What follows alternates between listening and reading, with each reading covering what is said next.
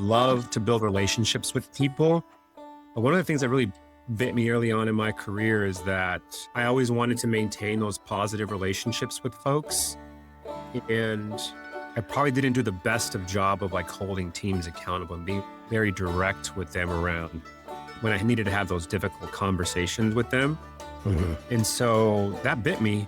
And I would say even folks will tend to take advantage from leaders like that. And so for me, that's one thing that I've really shifted on as I've progressed in my career around setting expectations from the very beginning. Hi there, and welcome to the Step Up Podcast. I'm your host, Kent Knievel. Every week, I talk to experts who focus on helping leaders step up their leadership game and leaders telling their stories of growing up through the ranks. If you're new to the show, do me a favor and subscribe so you never miss an episode. One last thing. As a leadership development consultant and executive coach, a focus area of mine is supporting newly promoted leaders. 1 in 3 promotions fail because we never teach newly minted VPs how to stop being a director, or a newly promoted director how to stop being a manager. If that's you, or if you support a leader who has been recently promoted, I encourage you to visit my website at kent.coach/toolkit and download a free copy of the Promoted Leader Toolkit, filled with practical advice and tools to help new leaders stick the landing and truly step up to their new leadership level. All right, I've dillied and dallied long enough. On with the show. Welcome, everybody. Today we have a treat. We have another interview with a real-life leader. Among the mix of talking with authors and consultants, I'm trying to bring on more voices for leaders and just kind of hearing directly about your experience. So with me today is George Parada. He's an account executive with JLL. George, thanks for being willing to come on today. Thank you, Ken. I'm excited to be here and to speak with you. Yeah, well, I'm excited to get into it. So let's take it from the top. I'd love if you could at least, give a sort of brief career story. Tell us a little bit about, yourself and kind of landing on what you're doing today. Yeah, happy to do that. So I am a mechanical engineer by training, and here based in the San Francisco Bay Area. And I went to school to do engineering. And, what I thought what I was going to do is not what I, did even coming right out of college and even what I'm doing today. But these things work themselves out to that degree. And so I started off my career with an organization in the food and beverage manufacturing space over at Cargill Incorporated, where I spent about 13 years of my initial career right out of school in operations, maintenance, and engineering type of roles. And I would say it was an organization where I was able to learn quite a bit around the aspects around leadership, where I got thrown into a leadership role literally like on my first day. And I did not know what I was getting into, but what I did learn is I developed a passion for leadership very quickly. This organization invested a lot into me to be the leader of who I am today and the leader that I was during my time there. And when I was getting ready to make the move outside of Cargill, where I had elevated from a production supervisor all the way up to a director of engineering, over the course of those 13 years, I was ready to just make the move outside of Cargill. And so I joined another food and beverage organization for about 18 months, where I jumped over into the tech data centers world with Facebook, which is now Meta, where I spent about 3 of my years there, actually stepping back down into an individual contributor role after I had been promoted into the director level roles. But I did that, Kent, because I wanted to really learn that business. I wanted to get an understanding of how this organization was different after spending, about 14, 15 years in an organization and industry where I would say comfortable. And so I had a great experience at Meta. I left there after 3 years, where I essentially built out an organization where I was a team of 1 and became a team of about 35. And then I joined JLL, where I'm at today, which is an integrated facilities management and commercial real estate firm here based also in North America. And here I've actually now in the role as an account executive, where I have strategic oversight in partnership with my client in the life sciences industry or vertical. And I lead a team of about 300 plus individuals that are supporting a life sciences client out here in the Bay Area. So it's been a very interesting journey. I had a lot of lessons learned throughout the last 20 years or so.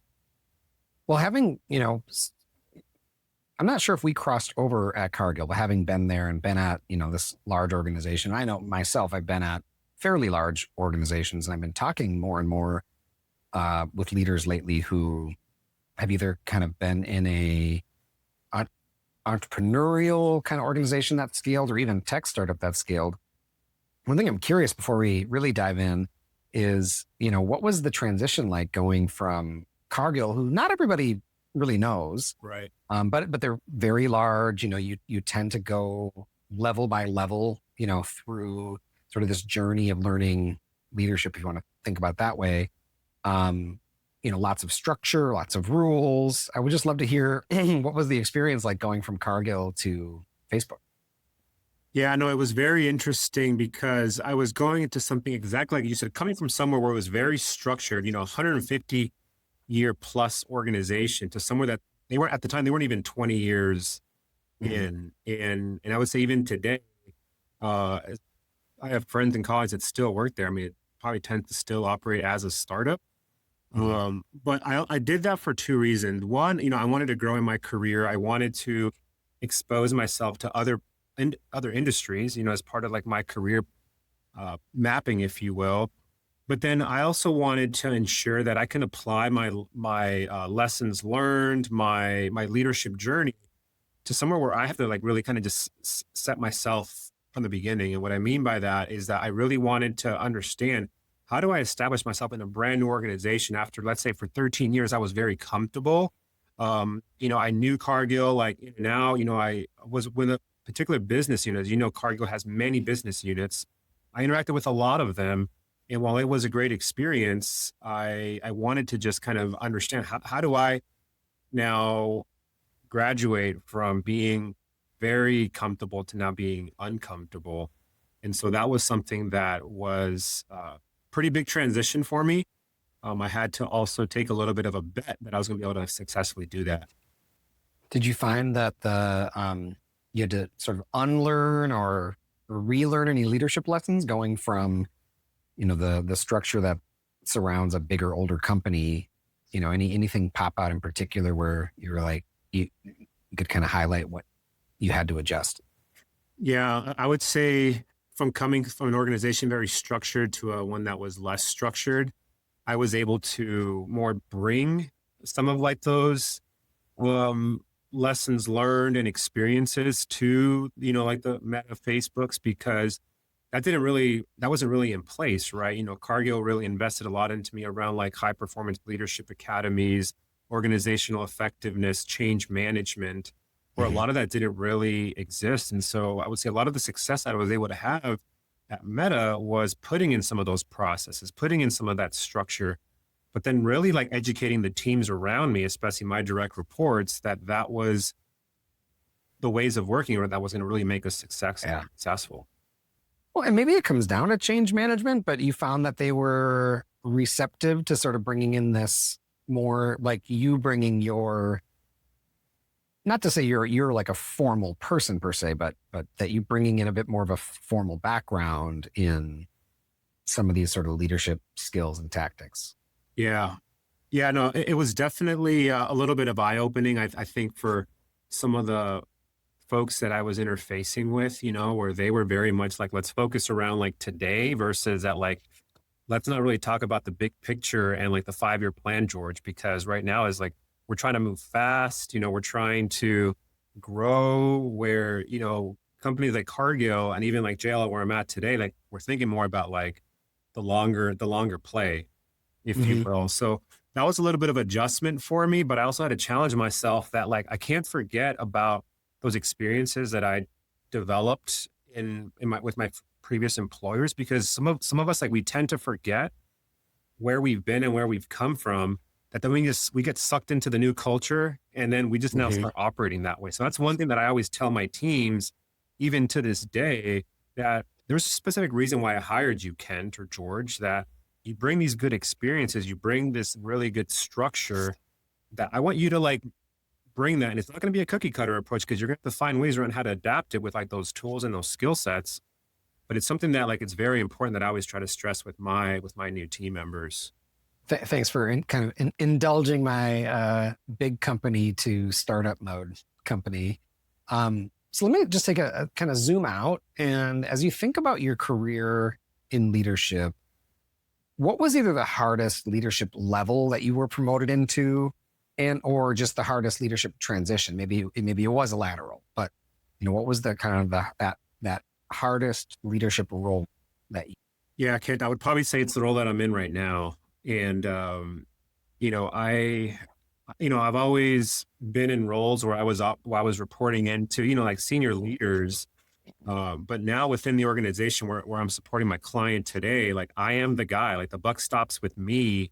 And yeah, I mean, I have a managing director that I report into that she has oversight over other accounts, but I have ultimate responsibilities over all things financial, compliance, people, operations, day-to-day things, right? And so to me, it's been it's been a big transition for me because, there's a little bit of that imposter syndrome. There's a little bit of that, man, like, what am I doing? And making sure that I'm doing it right.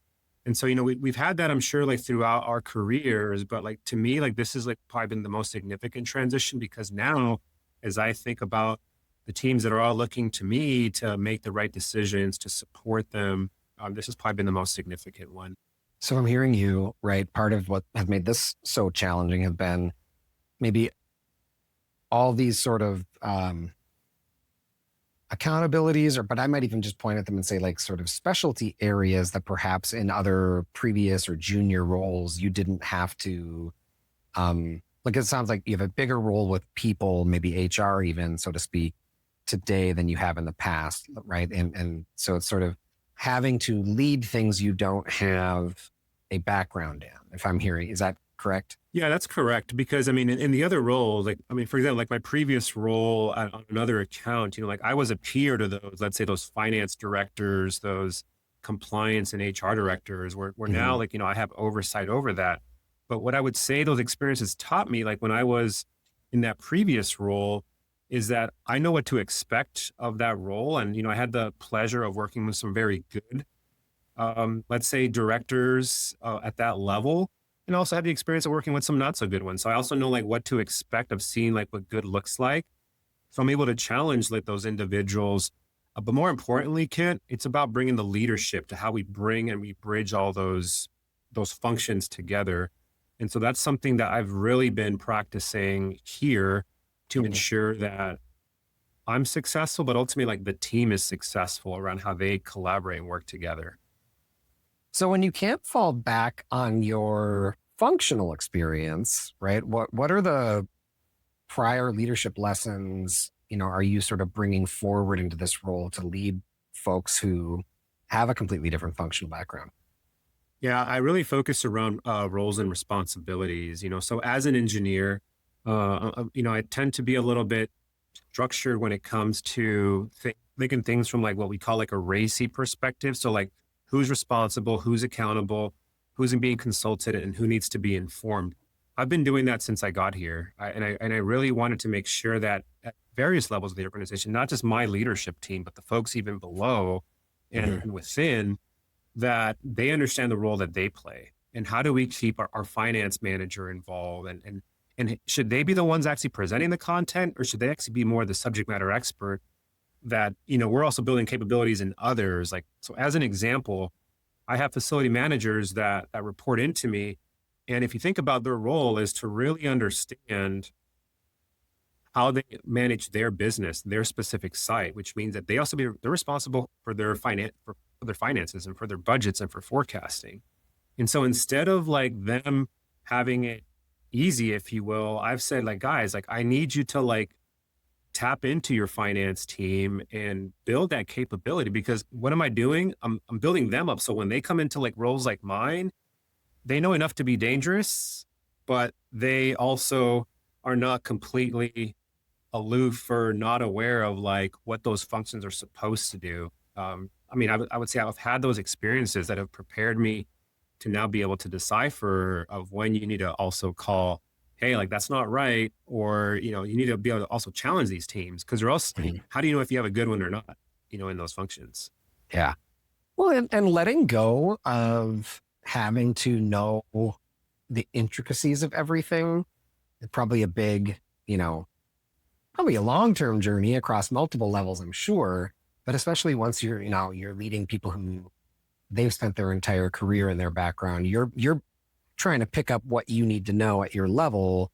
Um, but I think you're highlighting something here too, which I've seen leaders sort of struggle with, which is how do you let them step forward and, you know, present, be the expert, and even kind of recognize their success as your success versus you needing to be so conversationally competent in what they have to say that you're the one. Yeah, Kenton, one thing that is just fresh in my mind because I literally just I had my whole leadership team together last week and it was an amazing couple of days. And we had a learning and development person come in and just talk to our team around emotional intelligence. Now, this is a topic that a lot of us, have been exposed to, while maybe some have not. But what Mhm. we really focus on is how do we think around emotional intelligence at the senior leadership level? And a big focus for us was really around listening, right? And so when you talk about like what you just said, it's really like the power around listening and not just around what people are saying, but what are they not saying? And so Mhm. that was something that really resonates with me. It's something that, even like in my Cargill days, which was now, almost 8+ years ago, is how are you ensuring that you are taking the time to like listen to your team and understand like where they're at and where they're coming from? See if that's something that you kind of learned maybe earlier in your career. How has that sort of stuck with you? How have you tried to impart that on leaders that you lead in terms, leaders that you're training on how to be? Yeah. So I'll start with, so I'm, first generation, from my family that, was the first one to graduate from college, here, my family's originally from Central America. And so, I would say I come from humble beginnings. And one of the things that like my mom taught me like just very early on is just to like always remain humble, and it's interesting because that's actually one of our JLL behaviors. We talk about being humble and ensuring that we are never putting ourselves above, like other individuals. When I first joined this account about a year ago, I first, I told my team, like, hey, I want to go and meet as many people as I can, right? Like I told you, like 300 people here on this account. And so I wanted to go to the floor, and so I like the shop floor level, like where the folks that are doing the work, and I want to understand them, like, hey, where are they at today? Like, where do they need some support, and what barriers can I remove from them? And one of the things that I said in that conversation was that I always want to like understand that, and I'm sorry, I want them to understand that we are always at the end of the day coworkers, right? Like we just happen to have different roles and responsibilities, and that really struck one of the individuals on the team where he came up to me after like the meeting after I had just met with some of like these these technical engineers. He's like, George, you said something in there that just really stuck out of me. And like, you're like in this very senior role, like, he's like, you're probably like 3 or 4 levels above me. But I really appreciated like what you said about just really thinking about it from that lens, because then that kind of just puts us as equal, right? You always hear about the term around we can talk from like the CEO to the janitor. It's like, well, I mean, that's my approach on it, Kent, is that we really need to be grounded uh, and remember, like we've all progressed. We've all started, at the lowest levels. And for those of us that have been, had the blessing or the opportunity to now operate here, that's something that we can never really forget. And last week I want to just share, and I had my notes here because this is something that like our facilitator talked to us about it, and about the power of listening. And she said, I may no longer be 6 feet from the work, but I'm 6 feet from the solution. Right. So like I may not be able to know like who or how I do this today, but I now know who I need to go and get that answer so I can support you. Um, I think it's hard for leaders to let go, right? Let go of knowing the answer to everything, let go of having to have their hands on the solution to everything. What's that journey been like for you over the sort of duration of your leadership career? Yeah, I would say it's a work in progress for me, Kent, as I think about some of the technical engineering aspects, right? I mean, obviously, as an engineer, I love digging into the details and understanding how some of that work is done. And I've had to like really like mentally tell myself is that, George, you need to start to remove yourself because if you're focused too much on the tactical, you're not going to be able to like connect the dots around like the bigger picture of things, right? So while it's important that I've had that experience and I can connect myself to that, I've also had to like force myself, Ken, to remove myself some of that, making sure that the people that are in those roles to be able to do that, that tactical, those tactical activities and that work, that they have like the overarching guidance from their teams. Cause now I am at times maybe 6 layers removed or 4 layers removed from like that work. And so I've had to really pull myself out of those conversations and ensure that I just Mhm. have like the right people in those roles to do that. But again, that's why it comes down to like, the RACIs and the roles and responsibilities. And what's interesting is I feel like this is it's a leadership lesson that has to be relearned every level, right? It's not just you have to kind of just figure out how it shows up differently at the next level. Right? It's really easy to look at first time managers who were individual contributors a week ago.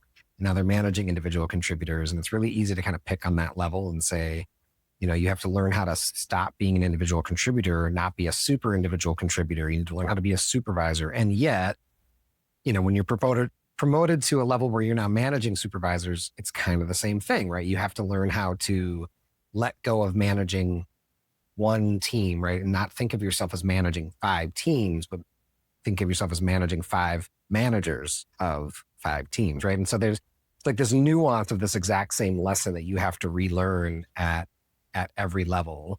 Right. It's it's common. You talked, I coach leaders who are in the C-suite, VPs, directors, and I run into people who it's like the same challenge, it's just like a different flavor, right? That they have to kind of relearn.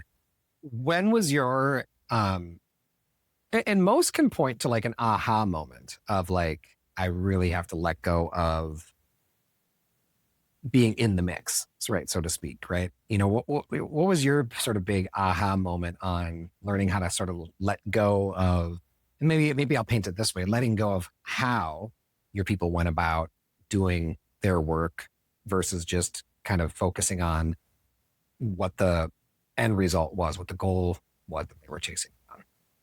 Yeah, I would say, Kent, it was probably like within the last like 4 years, so the last, almost 4 years, being here at JLL, um, there's been a lot of tasks, there's been a lot of strategic goals that I've identified, whether me, myself specifically, or within the teams that I've led. And I've quickly seen as I've been putting this focus around roles and responsibilities and around what tasks that we're spending our times on, we're working on a lot. And the thing is that if you don't have the right levels of roles working on these things, you do this whole element that I like to call that we're working miles across, but only inches deep. So we're working on everything and then nothing is getting done. So I talked to my team around like, we got to start planting some flags of like, hey, milestone completed. This is now done. But in the past, I've really struggled with that because, we want to be in all the fun things and all of those tasks and activities. And as we start to like really paint around like what tier level or what specific type of tasks or programs, projects that we should be working on, if we don't have that like well-defined, we're not going to make the progress. And in the land of having clients that are looking to you to make progress around facilities management, like in my world, we're not going to make the progress, which means that we're not going to be able to deliver on what our clients are expecting us to do.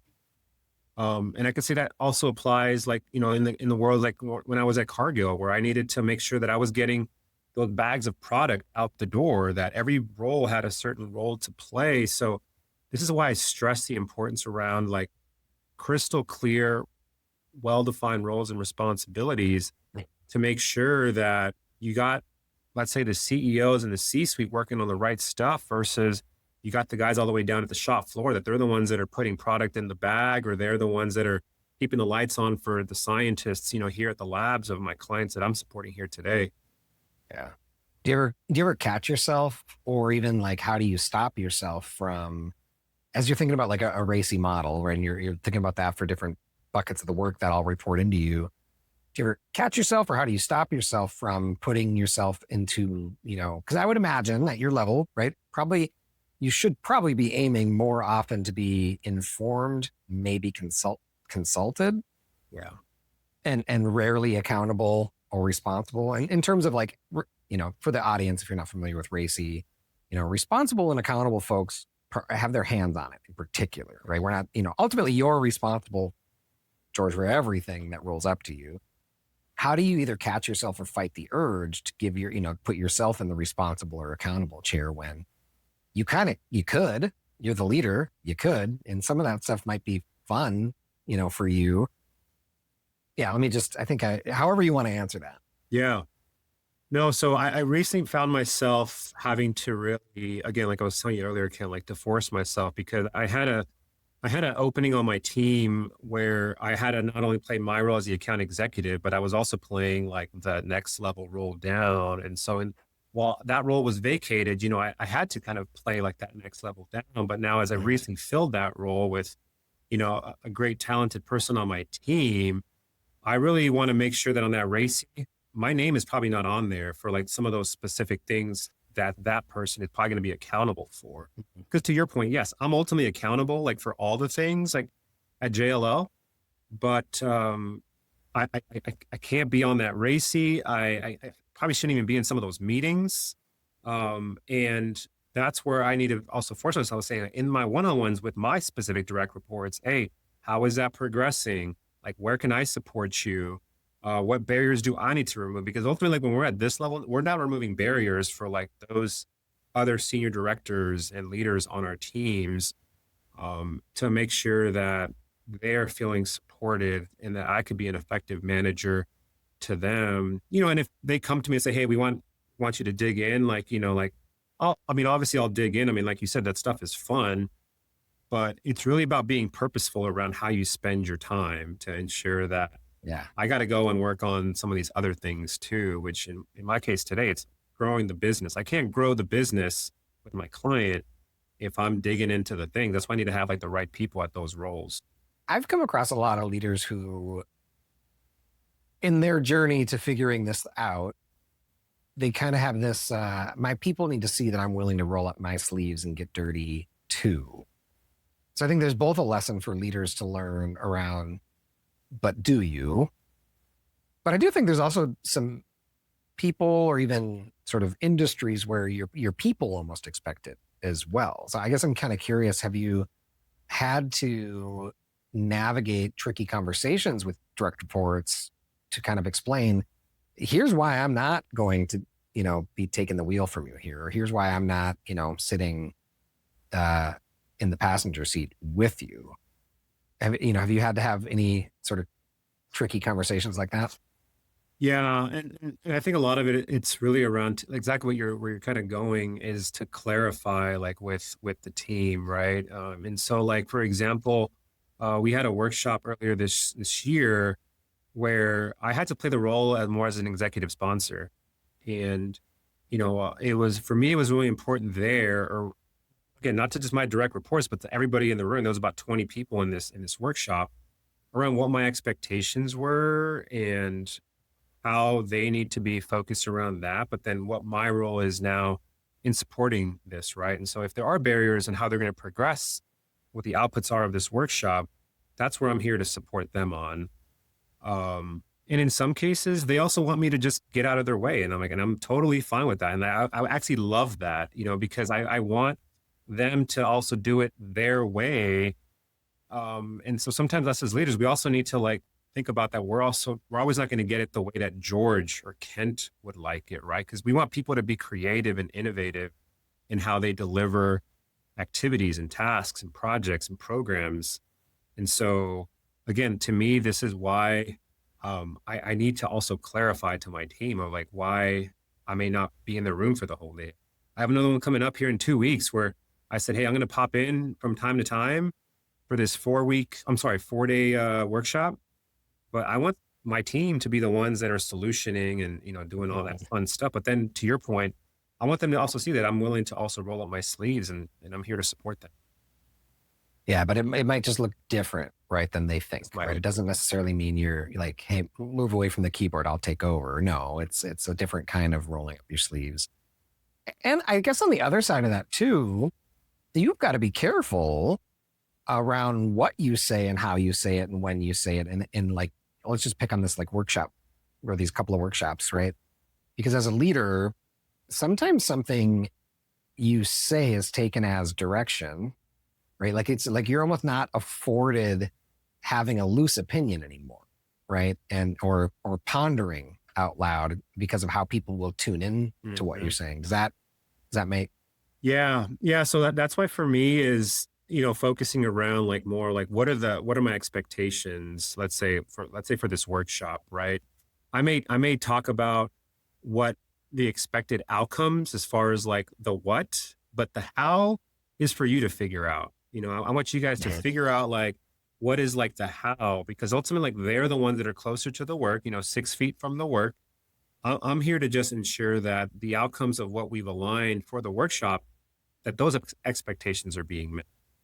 But I think again, like that becomes like more of like the what, the how, and I might talk about the why, like why we're here and why this is important and why our clients need us to focus on. So I'm going to zoom out again and kind of again thinking of your kind of leadership arc here. Is there a lesson or two you can think of that you wish you would have learned sooner? If you kind of think back on your career, like something you wish you would have known sooner and acted upon sooner in terms of how you lead. Yeah, I'll say a big one for me is really around expectations and accountability. Okay. Mm-hmm. So, for me, I'm actually like a very, very natural introvert, right? And I love to build relationships with people. But one of the things that really bit me early on in my career is that I always wanted to maintain those positive relationships with folks. And I probably didn't do the best of job of like holding teams accountable and being very direct with them around when I needed to have those difficult conversations with them. Mm-hmm. And so that bit me. And I would say even folks, will tend to take advantage from leaders like that. And so for me, that's one thing that I've really shifted on as I've progressed in my career around setting expectations from the very beginning. And, we have a new team that just joined our broader team about 2 weeks ago. And that was literally the conversation that we had in the first week around expectations around how and why we're here and how we're supporting this client. And I need everybody to hear that. And so if I now need to hold those teams accountable, or my team needs to hold those individuals accountable, we have some expectation that we can go back to. And I've really made it a very purposeful effort to practice that day in and day out, because I told myself I'll never let that happen again. Because if anything, I don't want to not only hold myself back, but I also don't want to hold them back, because if they're not being held accountable, how can they ever progress? How can they ever navigate through, let's say, subpar performance? So that's probably like my biggest opportunity that I wish I would have learned just on day one. Yeah, I think it almost comes back to the basics of not only just learning how to provide feedback, but learning maybe even more importantly, right, is like learning the importance of and when, right, to provide feedback, which is usually early and often is sort of the answer to that. We talk a lot. I talk a lot about to my team now around like fast feedback, and sometimes it might be feedback from me. It might be feedback that's coming from the client. But I tell my team, and I have some new folks that just joined my team in the last couple of months. I'm like, hey, I needed to just give this to you, and even sometimes even just raw, like just kind of like directly from like what the client shared with me. Yeah, because I don't want to sugarcoat it for them either. I want them to really react to it. I want them to understand like what impact this has, for not just themselves as leaders, but also like to the client relationship.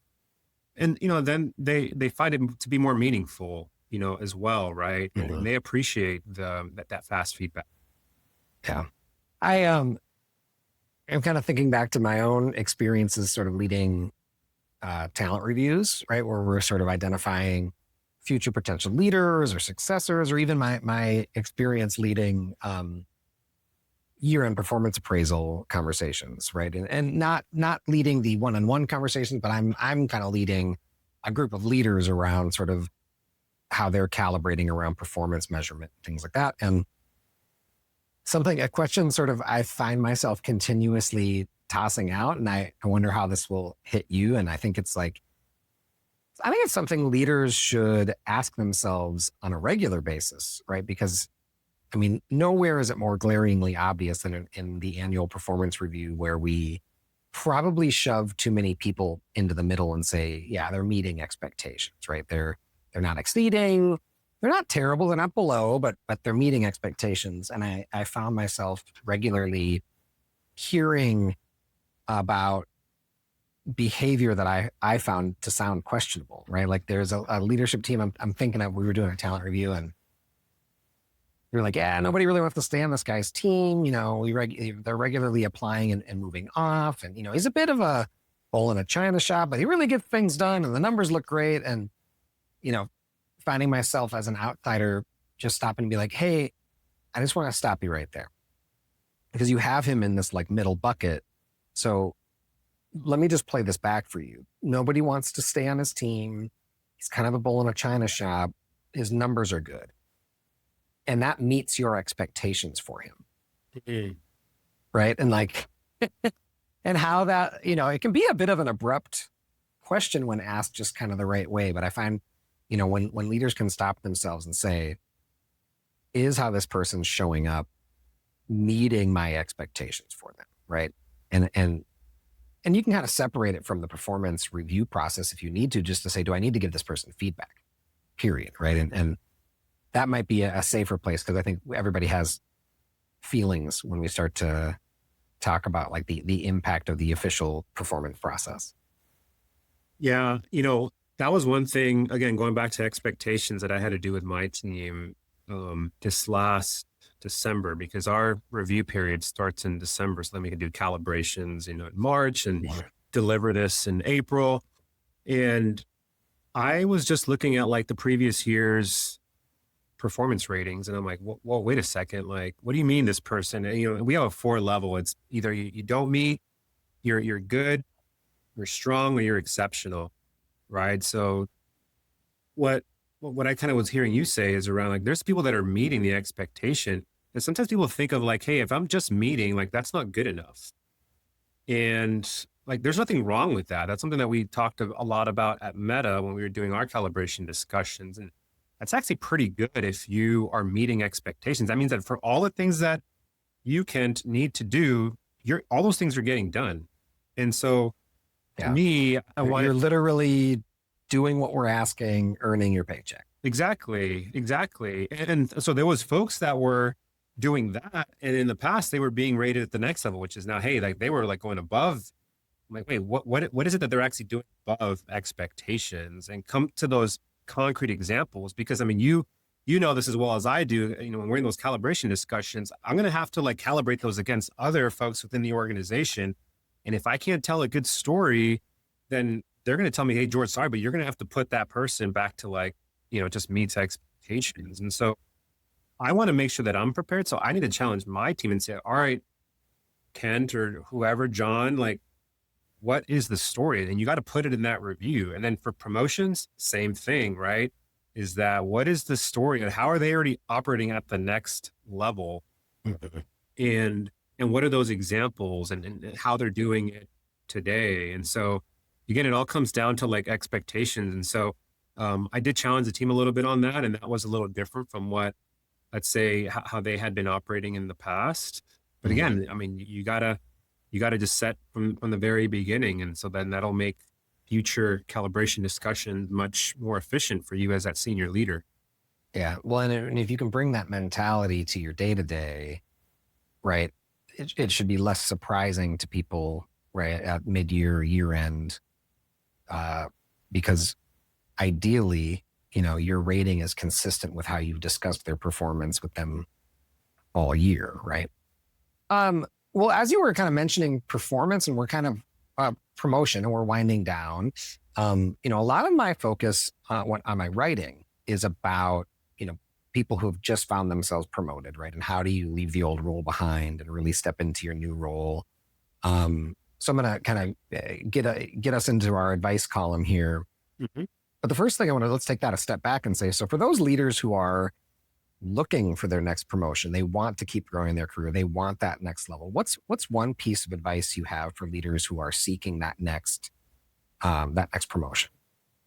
Yeah, I literally just had this conversation with somebody that exactly wants to do that. And, my advice to him that I'll share with you, Kent, is that network with those folks that have recently moved into that similar role, or even into that role that you're targeting.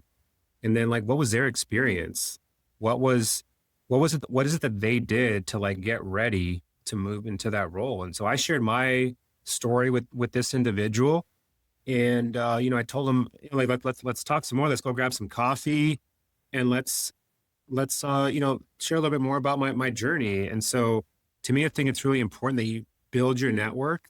If, let's say, if you're just maybe even just kind of kicking the tires, if you're like looking to explore that, because one, you're going to get some wise advice. And then two, you're building your network around other individuals that these could potentially be future colleagues with you. So find those leaders who have had that experience of what you're trying to get into. Yeah, I love that, and it can help kind of paint that picture of, is there something you don't have a window into that you could start trying to get some experience or exposure to now, right? Because I think, going back to your point earlier about promotions, like, oftentimes what people are looking for is, are they already operating at level, right? So those that kind of networking can try to illuminate what operating at the next level might even look like. Yeah, well, just one quick follow up there, and sometimes you kind of got to go lateral, right? So, and, people always talk about the career ladder. I always talk about the career lattice, right? Sometimes you got to go across before you can go up. So yeah, getting those experiences are very valuable. Yeah, I've heard it described sometimes as a rock wall as well, if you're familiar with, Oh, like, yes. rock climbing. I love Sometimes you got to that. go left to be able to go. So on the flip side, what's your advice for those who were just promoted? They're in their first week, first month at a new level. What's your advice for them? Yeah. So first, not that I have any stock or, know the author personally, but I would always recommend, there's a book called The First 90 Days by Michael Watkins. I've always reread that book for experiences that I've been in or shared it with others. But I'll kind of go back to what I just said on your last question. And it's also to network and learn from others. Yeah. Get yourself a mentor, who can you work with, and not your direct manager, but another, let's say, senior leader. That person could be another person that could become like what I call like your board of directors, that as you think about like your career journey that you're going into now and promoted into this new role, how can you get some of that sage advice from those individuals? Request feedback, take time to reflect. What are your norms? I like to say, like, establish your ways of working before you get popular, because before you get popular, now you're going to have meeting calendars going like crazy, right?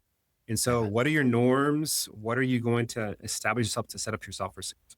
Well, yeah, and I might layer on that and say, in the early days, get a couple of mentors, right? One who's a peer who, to your point, from the getting promoted part, find someone who was recently-ish promoted over the last year, right? And try to get some words of wisdom for how they got their feet under them most recently, as well as finding maybe a more senior, either someone at your boss's level or a peer who has a longer tenure at that level, right? People who can kind of help you learn the unwritten rules you just sort of, have stepped into. Yeah. It's very, like you said, I love like getting a couple of mentors. I think that's where you kind of got to build your, like I call like your board of directors, to really, that you can really, and even when you're considering roles too, right? That they can give you some of that advice. Yeah. Awesome. Well, George, thanks for coming on today. I really appreciate it. It's kind of fun hearing your journey and some of the stories, that you have that kind of illuminate what some of these leadership lessons really look like on the ground. Yeah, it's my pleasure. Great to connect with you. All right. Thanks, George. Thanks. That brings us to the end of our episode. Thank you for listening. I'd encourage you to head on over to my website, kent.coach, and start a conversation with me there, or check out my Promoted Leader Toolkit at kent.coach/toolkit. Before you go on with your day, please take a moment to leave a rating and a review wherever you listen to podcasts. Click the 5 stars. That helps put this podcast in front of more ears. Until next time, take it easy.